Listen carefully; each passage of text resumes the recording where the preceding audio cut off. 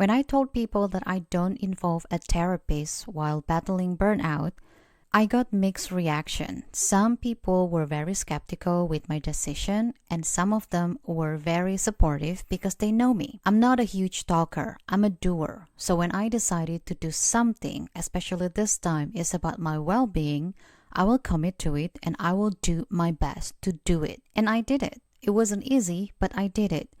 So this is my story how I battled burnout with my own method by following my intuition.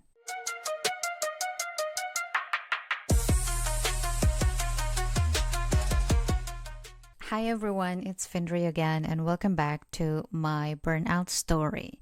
This time I will talk about how I battled burnout without involving any professional. Please note I am not against modern therapists, and if you are struggling, I suggest you should go seek help. But if deep down you know that you can go through this alone and you know you could, not only about talking and thinking that you can, but you actually do something about it, maybe my story could help you on your journey. But again, if you are struggling and you knew that you need help, you really have to find help, okay? All right, a little flashback. It was involving love, remember? But this is not a love story. This was about healing process, but it has something to do with the drive that I need, which is love. So even after I quit my job, I still woke up to nothing. What I describe as a dark day, that I didn't feel the sunshine in me and I felt like everything was so dark. But after I met the Disney type of love, I felt charged mentally, emotionally, and physically. You dirty bag. Well, it's not the point. The point is I felt some kind of force that I could not explain what is that, but it helped me to see things more clearly.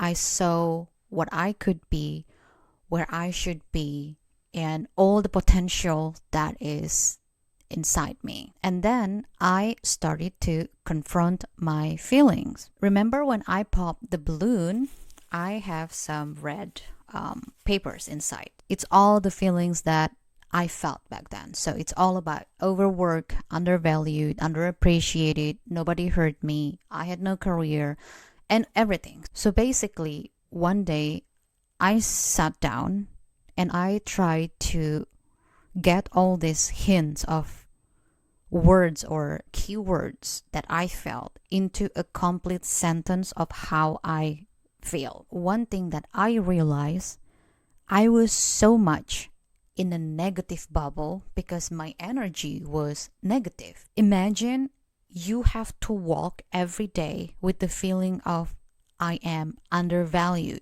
I am not being appreciated, I am overworked, I don't get paid enough.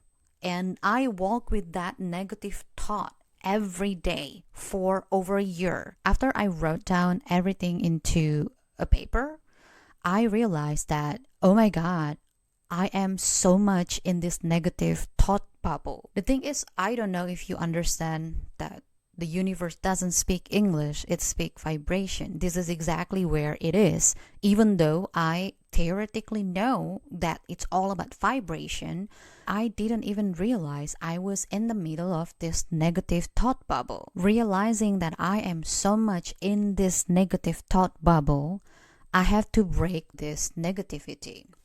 An example, I am overworked. An answer to that is not I don't want to be overworked, because I am overworked is a negative statement. The same with I don't want to be overworked. It's still negative sentence, but implying something positive. This is maybe the tips for you. If you are into manifestation or you believe in metaphysical things and esoteric teaching, you shouldn't focus on something you don't want. And that was exactly what I was focusing on. Every day I felt I was overworked, I was undervalued. Instead of trying to be positive, I was focusing on the negative side. Like, I don't want to be overworked. I don't want to be undervalued. Like I was focusing in the I don't want So the negative side of things. So I decided to reverse my brain, reprogram my brain into more positive.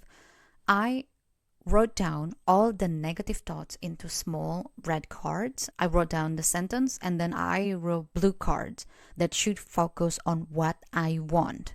But it shouldn't imply something negative because this is how I change my own energy. For example, I am overworked in the red card. Then I put on my blue card, I work less and I earn more. I don't know what this exercise called, but it has something to do with scripting method in manifestation, which helps me a lot. So red cards, negative thought, blue cards, positive thought. So I did that exercise.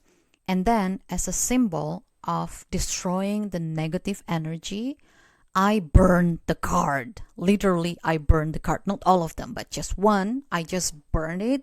And I feel it that this energy should be gone and I no longer want to have this. This is the feelings that no longer serve me. So I burn it and the rest I just, scratch it and then destroy it. After that, I put the blue cards into my small affirmation card, which is this one. So I put it one by one. I made it myself, by the way, because I was into crafting. That was one of my method of coping too. So I put all the blue cards, positivity, into this affirmation cards. I put it next to my bed. Every morning when I wake up, I read it out loud. I did it every single day until I feel good, until I feel so good, and it works. So that was the first thing that I did on how to confront my emotion. Remember, everything that you feel is valid. But sometimes if you talk to your friends, to whoever it is, even though they are someone you trusted, sometimes they have their own opinion. That's why it's good that you have to go to see a therapist because they are professional. Their job is to give you guidance so you can find your path and eventually you will find your own way to be on your own. So basically what I did, I'm not sure how it is with therapists, but all I knew, I already recognized what I need to work on, which was my mindset, so to say. And I put it into this cute affirmation cards. Other than that, I was listening to myself. I do what I want. I do what I want to eat. I do basically whatever. And I was so drawn into astronaut cats, space, rockets, and, planets and everything that has to do with universe and space. What I felt was I kind of wanted to escape, but not escaping in a sense of like I want to unalive myself. No, I didn't have that feelings, luckily.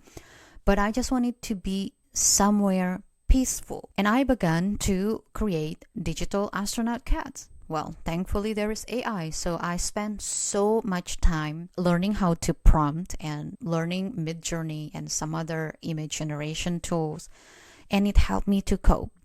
Some people are very skeptical about using AI, but the thing is, when it comes to art, it's self-expression. And I use AI to exactly express how I felt.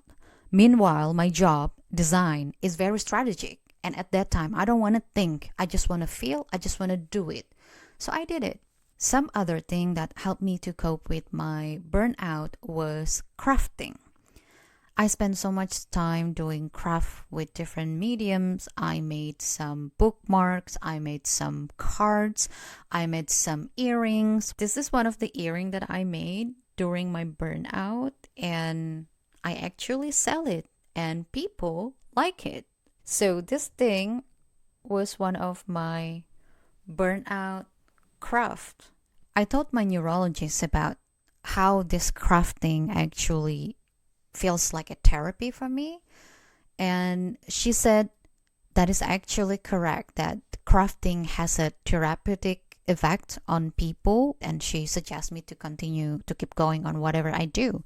So basically that's what I did. Even though I already confronted my feelings and I know the things that I have to work on, it still take me sometimes to go back to where I supposed to be. In fact, it took me quite some times. while I did all this stuff like crafting, generating some cute astronaut cats that helped me to cope with my burnout, I did notice that I was so much looking for validation, and that time it felt different. I knew it was an impact of being undervalued, but I couldn't explain why it was so deep inside me. So that was something that I tried to investigate. When I met my friends, I told them that, yo, I'm gonna need your validation a lot. So are you proud of me? I do things like that. And I want to hear their opinion. But still, even though people who loves me, they validate my feelings, it's still not enough. There is something. Maybe the wound was so deep from being undervalued, and I needed to understand where it came from. Well, I did know where it came from. I just need to know how to solve this, because it's not cool to always seek validation, especially from random people. So yeah, apart from crafting and then generating some cute cats and trying not to think, I also listen a lot to audiobook. But the weird thing was, I felt like I couldn't concentrate when I read book. I don't know why. I felt like my ability to concentrate was impacted with the burnout. So I chose to listen to audiobook a lot. What I did was I listened to audiobook and then I do something with my hands. So it's not thinking, but I'm listening passively, not actively. But at the same time, it helps me to relax, not to think about anything. And this is completely different than my job, because my job as designer is very strategic. I had to think all the time. Yes, I create something, but the creation process is in the end. I mostly think. And back then when I tried to recover from my burnout, I just simply don't want to think anymore. I just want to be dumb for once. Other than that, food is also the most important thing. I did whatever I want to eat, but it's something that you have to know. Actually, you shouldn't, because I have to live with the consequences now. But to summarize, I ate too much chicken wings and some other fatty food that was not healthy. I know fatty foods are not healthy, but in my effort to make me feeling good again, mentally, emotionally, I needed to make myself happy. So I did whatever it is that makes me happy, including eating too much chicken wings, which is not good. So yeah, that's how I cope with my burnout without a professional help. It was not easy, and I think it was not as effective as you have a guidance, because basically I just listened to what my intuition told me. When I felt like I'm crafting earrings, I'm doing earring crafting. When next day I wanted to craft some cards, some greeting cards, I did that. And literally it helped me to heal, even though maybe it's not going to be as effective as having guidance from professional help. By doing all of this, I learned a lot how to listen to myself, because I owe that to myself. I was always be the person who was very logical, but my intuition for the first time in my life saved me. So back then, I literally owe myself to honor my intuition, even though it doesn't make sense. But I did it. I survived burnout without a therapist, and this is not coming from the place of pride, but I'm coming from the place of honoring my inner knowing, because the answer all this time was already inside me. I was just too much clouded with all the negativity that I had to deal every day, and I felt like I found myself. I could really summarize it that my burnout was also my spiritual awakening, but I don't want to talk about that in details, because then it's not really practical for you to follow. But for me, it was actually one of the reasons why I was being so strong, even without any external help. So yeah, if you're interested, we can talk about it. But now I guess that's it. In the next episode, I will share with you how I finally gain my own control and also the impact of burnout, because this has something to do with my body, with my current body, with the issue that I am dealing with right now. Thank you so much for watching. Don't forget to subscribe. Maybe share this to your friends and family or your network so that we can prevent burnout from happening to other people. See you in the next episode. Bye bye.